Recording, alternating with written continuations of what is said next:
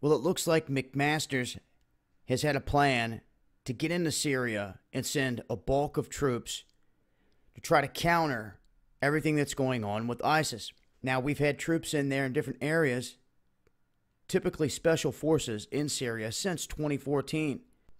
And that, of course, is when Barack Obama famously flip-flopped on his own promise of no more boots on the ground.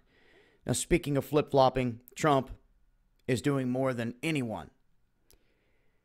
He has done it left and right constantly, and just talked about how they're sending troops to Somalia.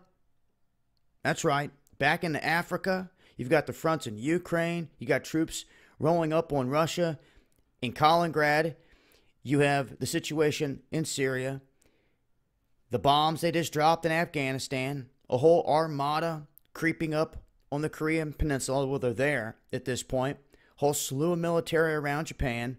We just sent the USS Stetham into the South China Sea. We have military on the move all over the place. And now they're talking about sending some 50,000 troops into Syria.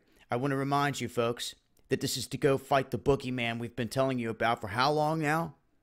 Do not forget that. Do not forget that when your family members are saying, oh, we're being shipped off to Syria to go fight what? The same people's other branch of military that they created, they funded? It's sick. Until the people at the top creating this charade are eliminated and removed from power, this will continue. Your sons, daughters, parents, uncles, aunts, cousins, friends, family are going to continue to sign up and go fight unjust wars across this globe to support Trump's ideology